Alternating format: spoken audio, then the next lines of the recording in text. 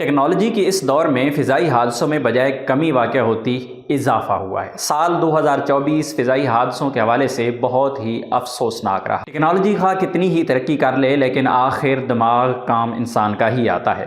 Korea میں صرف ایک دیوار جو کہ 179 لوگوں کی جان لے گئی، اگر وہ دیوار نہ ہوتی تو شاید آج وہ 179 میں سے کم از کم 150 افراد اپنی زندگی جی رہے ہوتے۔ اگر آپ بھی اپنی ایئر لائن کی ٹکٹ بک کر رہے ہیں تو آپ کو کون سی سیٹ کا انتخاب کرنا چاہیے تاکہ آپ کی زندگی محفوظ رکھے، اللہ نہ کرے کہ کوئی حادثہ پیش آئے۔ ماہرین نے اس پر ایک تصدیق کی ہے۔ 2012 میں ایک طیارے کو صرف تجربے کی بنیاد پر تباہ کیا گیا تاکہ پتہ چلے کہ جہاز کے اندر کا کون سا ایریا ہے جو کہ زیادہ محفوظ رہتا ہے اور کون سے ایریا کو زیادہ نقصان پہنچاتا ہے۔ تو آج ہم بات کریں گے اسی موضوع پہ۔ سال 2024 کے دسمبر میں صرف 2 ایسے حادثات ہوئے جن میں 217 لوگوں کی جانیں گئی۔ ایک آذربائیجان کا طیارہ اور دوسرا کوریا کی ایئر لائن کا ایک طیارہ گر کر تباہ ہوئے، جس میں صرف ایک ہفتے کے دوران 217 اموات ہو گئی۔ 25 دسمبر کو آذربائیجان کے ایئر لائن کے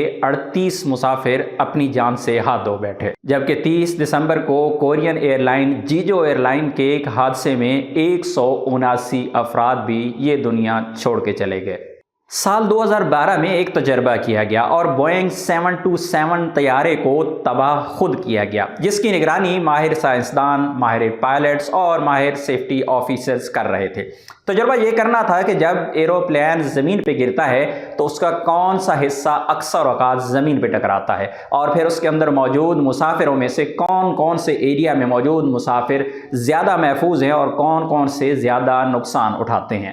27 اپریل 2012 کو یہ طیارہ 220 کلومیٹر کی رفتار سے زمین پر جا کر ٹکرایا اور یہ طیارہ شہر سے دور ایک ویرانے میں ریگستان میں گرایا گیا تاکہ پتہ کیا جا سکے کہ طیارے کا کون سا حصہ زیادہ متاثر ہوتا ہے، اور طیارے کو منہ کے بل زمین پر مارا گیا، کیونکہ کہا جاتا ہے کہ اکثر اوقات طیارے منہ کے بل ہی گرتے ہیں۔ اگر کوئی طیارہ پہلے سے جس میں کوئی فالٹ ہو اور پائلٹ اس کو کنٹرول کر رہا ہو، یعنی کچھ نہ کچھ کنٹرول اگر اس کا وہاں پہ ہے، تو وہ ہمیشہ اپنی دم کے بل گرتا ہے، لیکن اکثر اوقات جو طیارے بالکل بے قابو ہو جاتے ہیں وہ طیارے ہمیشہ منہ کے بل ہی زمین پہ گرتے ہیں، اور حالیہ حادثوں میں بھی یہی چیز سامنے آئی ہے۔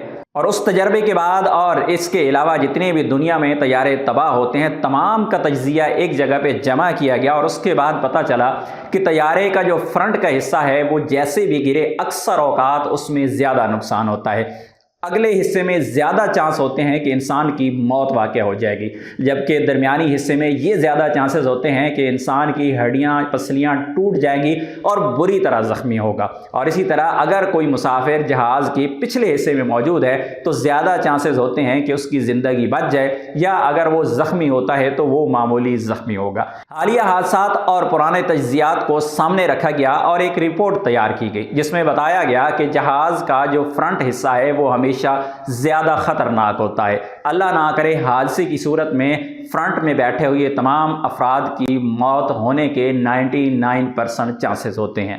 اور اگر بات کی جائے آذربائیجان ایئر لائن کی تو اس میں بھی کچھ ایسا ہی ہوا۔ فرنٹ پہ بیٹھے افراد کی موت ہو گئی، لیکن پچھلے حصے میں موجود افراد میں سے بہت سارے لوگ زندہ بچے یا زخمی ہوئے۔ اسی طرح کورین ایئر لائن سے بھی یہ چیز دیکھی گئی کہ جو فرنٹ پہ افراد تھے ان کی حالت بہت زیادہ خراب ہو چکی تھی۔